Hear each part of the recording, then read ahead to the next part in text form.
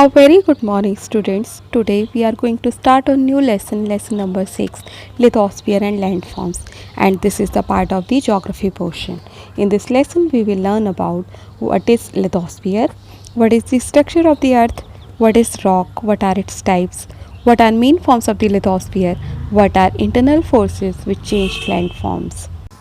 The origin of the earth dates back to 400 billion years and since then many changes have occurred.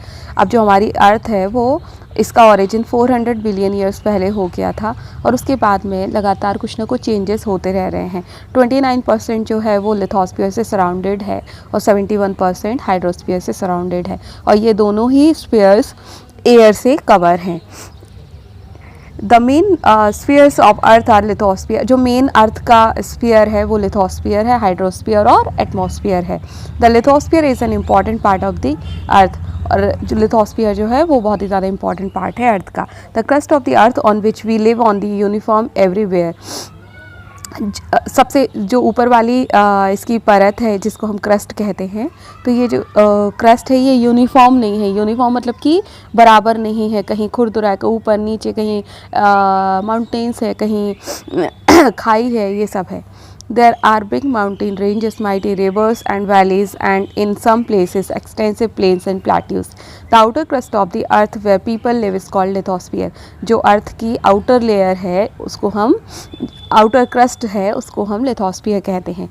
Changes continue to take place on the surface of the earth और अर्थ पर changes होते रहते हैं। There are two types of changes which are seen on the surface.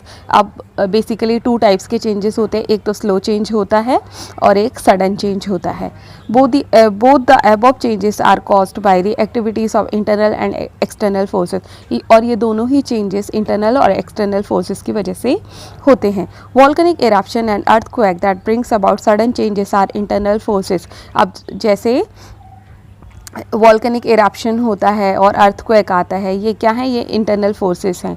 और external forces कौन से हैं? जैसे कि running water, wind, moving ice, sea waves, ये सब एक्सटर्नल फोर्सेस हैं। They all change the surface slowly और ये धीरे धीरे ये सारे फैक्टर्स जो हैं ये धीरे धीरे सरफेस को चेंज करते रहते हैं। Now structure of the earth. The internal structure of the earth has always been a subject of mystery. अब जो अर्थ के अंदर का जो स्ट्रक्चर है वो हमेशा एक मिस्ट्री बना हुआ है, मतलब कि उसके बारे में लोगों को ज़्यादा पता नहीं है लेकिन लोग जानना चाहते हैं। The layer below the earth is still beyond our understanding. और जो अर्थ के नीचे जो लेयर है वो अभी तक हम लोग समझ नहीं पाए हैं। The scientist have made several effort to explore the structure of earth by digging mines, volcanoes and earthquake waves. अब साइंटिस्ट जो हैं वो बहुत ज़्यादा एफर्ट्स लगा रहे हैं कि पता चले, तो वो माइंस को डिग कर रहे हैं, खुदाई कर रहे हैं, वॉल्केनोस, अर्थक्वेक, ये सब की स्टडी कर रहे हैं, लेकिन अभी तक ये अंडर प्रोसेस ही है।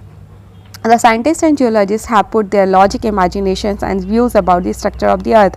अब साइंटिस्ट और जियोलॉजिस्ट ने क्या किया है कि अपने लॉजिक और इमेजिनेशंस लगाए हैं और खुद के कुछ व्यूज़ दिए हैं। The scientist have divided the structure of the earth into 3 layer. अब जो साइंटिस्ट ने अपनी जो भी स्टडी करी है तो उसके बेसिस पर उन्होंने अर्थ को 3 पार्ट्स में डिवाइड किया है।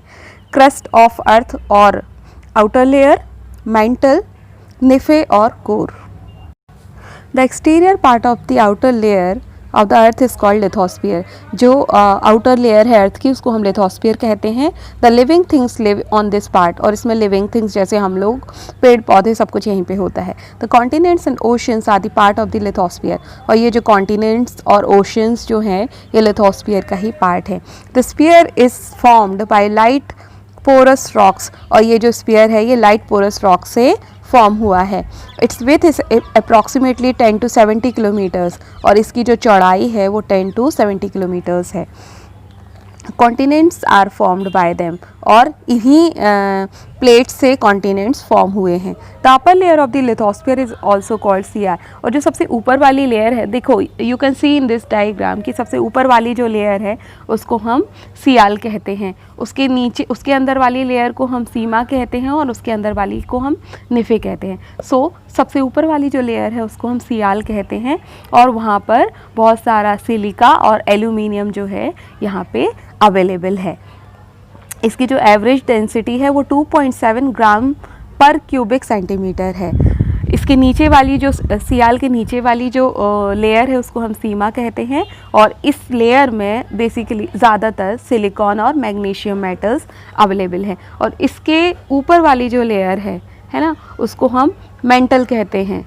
It's depth is between 70 to 2900 kilometre, और इसकी जो गहराई है उसकी जो डेप्थ है वो 70 to 2900 किलोमीटर्स है।